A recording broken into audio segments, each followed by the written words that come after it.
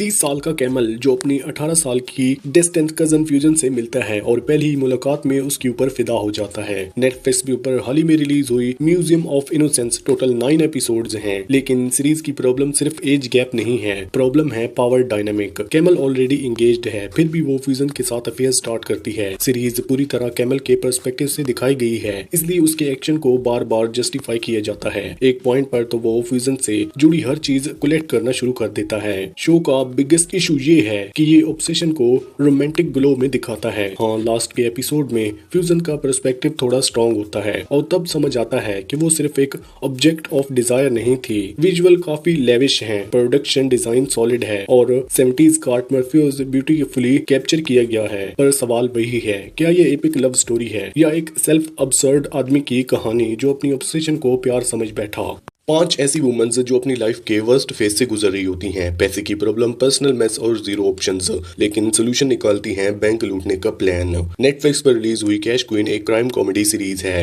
Total 8 episode, हर episode 35 से 50 minute का है। अब एक्सपीरियंस की बात करें तो ये शो बिल्कुल ब्रेनलेस एंटरटेनमेंट है। मतलब अगर तुम लॉजिक, डेप्थ और रियलिज्म ढूंढने आए हो तो ये शो तुम्हारे लिए नहीं है, लेकिन अगर तुम दिमाग का स्विच ऑफ करके सिर्फ टाइम पास के लिए कुछ देखना चाहते हो तो कैश क्वीन्स काम कर जाती है। काफी सिली और ओवर द टॉप हैं, बहुत ज्यादा हंसाती नहीं, पर उनकी कन्वर्सेशन बीच बीच में हल्की सी स्माइल जरूर ले आती हैं। शो फास्ट पेस्ड है, एग्जीक्यूशन थोड़ा स्टाइलिश है, इसलिए बोर्डम फील नहीं होता।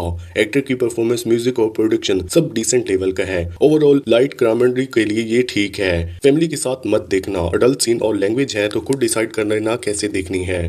एक यंग लड़की सारा जो एक लग्जरी फैशन ब्रांड स्टार्ट करती है अल्ट्रा रिच लोगों से पैसा कमाने के लिए, लेकिन ट्विस्ट तब आता है जब सारा का मर्डर हो जाता है और एक डिटेक्टिव उसके केस को इन्वेस्टिगेट करता है। जैसे जैसे इन्वेस्टिगेशन आगे बढ़ती है वैसे वैसे सारा के डार्क सीक्रेट बाहर आते हैं और सबसे बड़ा सवाल, सारा असल में थी कौन और उसे किसने और क्यों मारा। नेटफ्लिक्स पर हाल ही में रिलीज हुई द आर्ट ऑफ सारा सीरीज नॉन लीनियर स्टाइल में बनी है, मतलब पास्ट और प्रेजेंट में स्टोरी जंप करती रहती है। स्टार्टिंग में थोड़ा कंफ्यूज हो सकते हो, लेकिन अगर फोकस के साथ देखोगे तो 2-3 एपिसोड बाद सब कनेक्ट होने लगेगा। ट्विस्ट काफी स्ट्रॉन्ग है, प्रेडिक्ट करना मुश्किल है और वही इस शो की बिगेस्ट स्ट्रेंथ है। हाँ, इमोशनल डेप्थ थोड़ी और हो सकती थी और साइड कैरेक्टर सरफेस लेवल पर ही रहते हैं, पर परफॉर्मेंस, म्यूजिक और प्रोडक्शन क्वालिटी सॉलिड है। अगर तुम मिस्ट्री ड्रामा लवर हो तो ये सीरीज डेफिनेटली ट्राई करो। और इस सीरीज का बेस्ट पार्ट ये है कि सीजन 1 में ही स्टोरी कंप्लीट हो। ये स्टोरी है साइमन की, जिसकी जिंदगी तब पलट जाती है जब उसकी बेटी अचानक घर छोड़कर गायब हो जाती है और फिर एक बाप अपनी बेटी को ढूंढने के लिए किस हद तक जा सकता है, ये जानने के लिए आपको देखनी पड़ेगी रनअवे। अगर आप हार्लैंड कैबिन के शोज पहले देख चुके हो तो आपको आइडिया होगा ट्विस्ट, टर्न्स और डार्क सीक्रेट के बारे में। इस सीरीज में भी वही फार्मूला है, हर कैरेक्टर के पास कुछ न कुछ छुपा हुआ है जो एपिसोड बाय एपिसोड रिवील होता है। स्टोरी और मिस्ट्री एक डिसेंट लेवल तक ही एंगेज करती है। बीच बीच में ट्विस्ट आते हैं जो बोरिंग फील नहीं होने देते।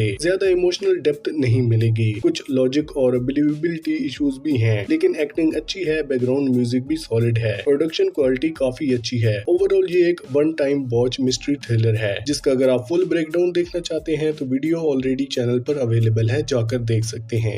एक रियल एस्टेट लड़की जिसकी नॉर्मल लाइफ एकदम से नाइटमेयर बन जाती है जब एक डॉक्टर उसके खिलाफ कुछ डेंजरस प्लान करना शुरू कर देता है। उसके बाद शुरू होती है जिंदगी और मौत की गेम। अगर तुम्हें क्राइम थ्रिलर पसंद है तो ये ट्विस्टेड मूवी जो OTT पर अब हिंदी में अवेलेबल है तुमको पसंद आएगी। कॉन्सेप्ट बुरा नहीं है और बीच बीच में कुछ इंटेंस और ब्लडी मोमेंट्स भी मिलते हैं जो थोड़ा थ्रिलर क्रिएट करते हैं, लेकिन प्रॉब्लम ये है कि फिल्म में काफी लूप होल्स हैं और कैरेक्टर डेवलपमेंट इतना वीक है कि तुम हीरोइन के लिए रियल टेंशन फील ही नहीं कर पाते। एक्टर्स ने ठीक ठीक काम किया है, उन्होंने ही फिल्म को थोड़ा संभाला है, पर एंडिंग थोड़ी डिसअपॉइंटमेंट लग सकती है। ओवरऑल ये एक typical B grade thriller vibe देती है। अगर तुम जीरो एक्सपेक्टेशन के साथ जाओ तो शायद ये तुम्हें पसंद आ सकती है। फैमिली के साथ मत देखना, अडल्ट सीन्स भरे हुए हैं तो खुद ही डिसाइड कर लेना।